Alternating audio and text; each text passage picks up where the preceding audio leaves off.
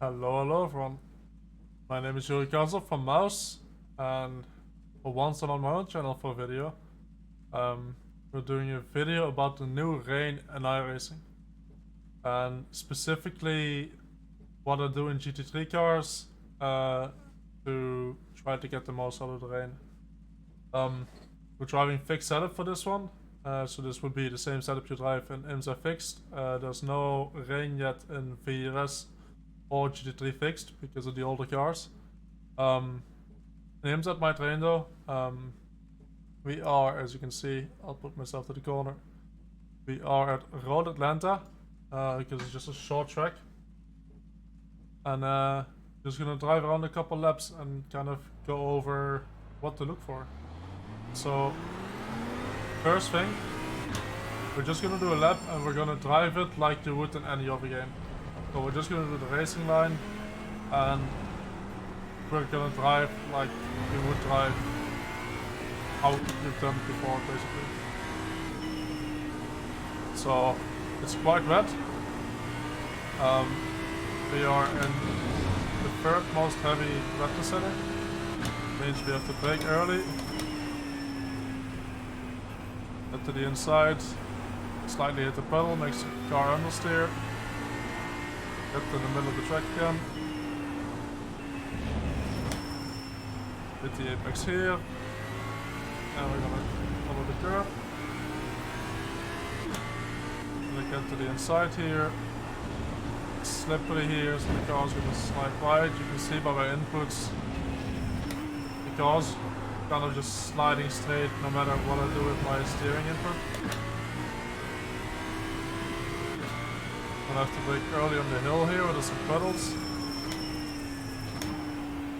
This corner here should be a bit more grip because it's banked corner.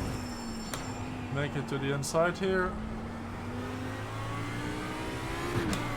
Get some traction. I got the long run of the back straight. And one thing I tried to do in the wet, I moved the brake bias quite far backwards. Even though we have ABS, moving it backwards just helps with the braking and locking up the front tires.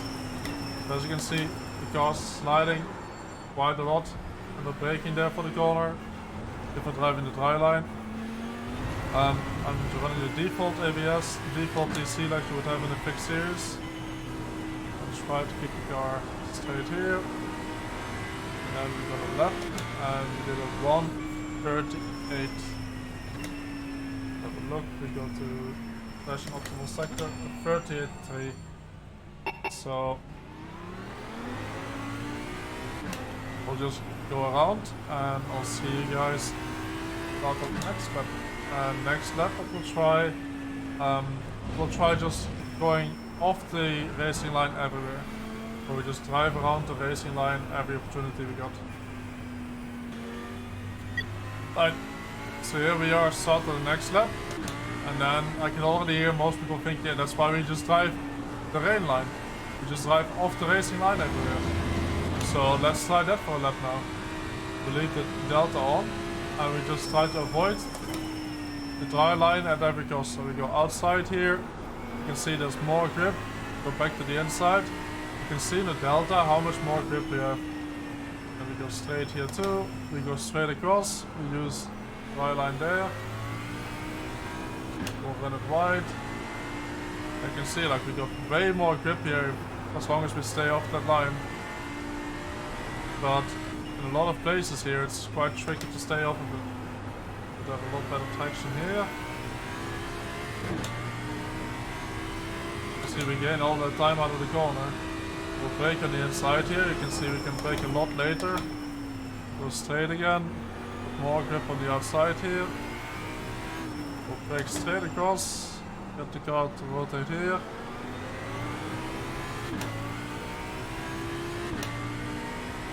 Bypass here.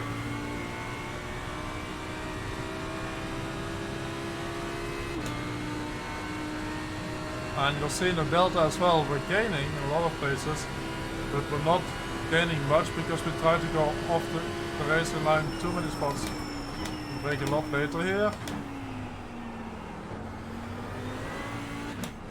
get a lot better traction if you come from the outside here.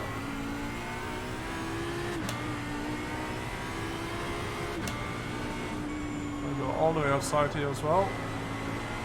Be a lot more grip than that. I do 37.9, but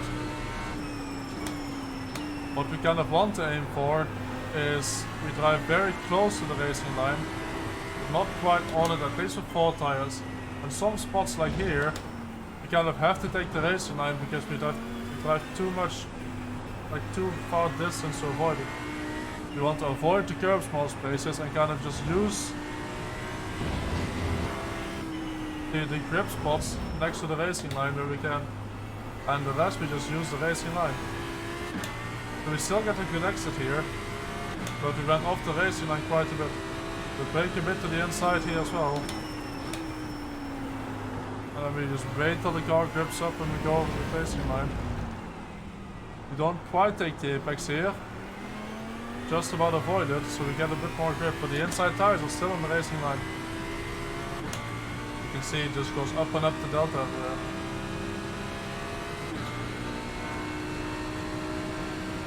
And then we'll do the same for the last corner. And instead of avoiding the racing line everywhere, we have to use it someplace. So we'll brake, but we stick to the inside. Stick to the inside, and then we use the rotation from the outside. And up the hill, we just keep it on the racing line. Because up the hill, the water kind of slides down anyways. And then the last corner, we have the outside loaded tires off the racing line. You can just see the time going down. I'll try the same here. Brake early, 2 tires on the racing line. There's no grip, but because we have a much better line, keep gaining that time. We'll do the same here. We just even brake on the curb, which is normally a complete no-go, but because we're going straight and we have minimal inputs, we can use that. We use a bit of the red line on entry there, and I kind of just slide down the hill. Use 2 tires off the dry line there to get the rotation. And you can see like this where we can really gain the time. Let's brake a bit early here. And go slightly wide. Do the same here. Brake on the dry line, go slightly wide. And you can see we really have to choose at which points on the track we use the dry line to just have a better arc around the corner, and which points we really use the wet racing line, because just using the wet line you have to turn too much and make too many meters. But braking hard like here, you want to use the inside. We use the inside, but then we're on the dry line here.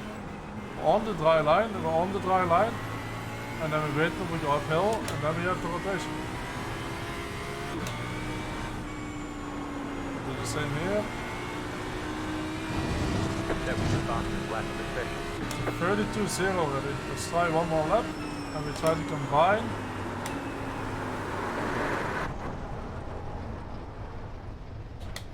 It's tricky, I told you. So what happened there is we used a bit too much braking on the dry line. The car went around. So we tried to get a good entry into the corner, but I used too many inputs and I just lost the rear. So luckily I set a reset point. And back here, we'll use session optimal lap, and we'll try to beat that lap. And you'll see I have to use a combination of the racing line and the wet line to get close to that time. So what we can also try, for example, is brake really early here on the complete dry line, but have a good line into the corner, and you see we're not far off.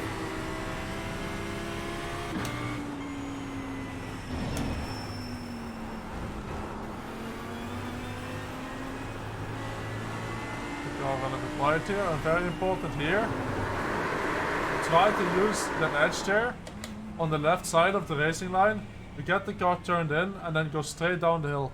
It won't rotate anymore down the hill once we're on the dry line. So we have to get that rotation, but we don't have to use the wet line everywhere down the hill, because then we're going too far left, too far right. Let's keep trying real quick. Give it a couple more goes. And you can see this is why it's so challenging. And these conditions will change the whole time during the race, because when people are driving, the track will get more dry and more grippy. We go to the outside, and you can see you have to be really smooth. Once the car starts sliding, we lose grip. You want to avoid the curbs in general, but you also see a couple spots around the track where I'm using the curbs. So here the car has no grip. It just wants to go straight, so we have to make sure we allow it to go straight. We're turning too early here. I don't have that exit speed anymore. So it felt fast here, but because of my lines, I'm 4 tenths down already. There's a lot of time here. As long as when I'm braking on the dry line, I'm not braking hard enough. I'm not hard at all. See, there's some time there. By just going on the dry line into the corner, maximizing our entry, going a bit wide from the apex, so using that wet line a tiny bit, but coming from the outside instead of the inside, because the braking zone is not hard enough. So it's really, really tricky to find out where the grip is, and I think that's kind of the fun part, trying to figure out where that grip is.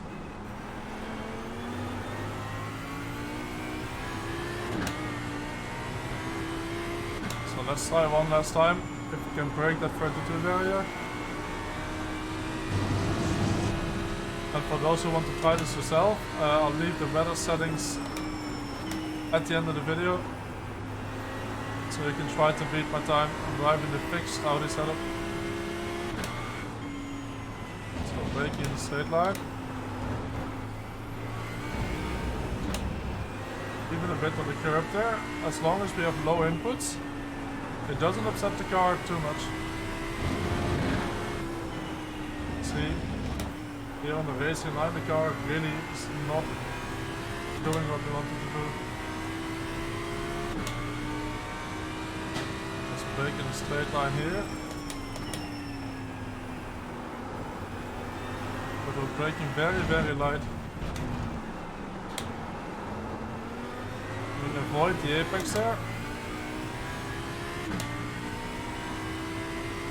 The car understeers a lot there on the apex of the right hander, so if you go a bit wide, you have a lot more bite on the front end. And we brake from the inside again, because braking on the outside here did not work at all.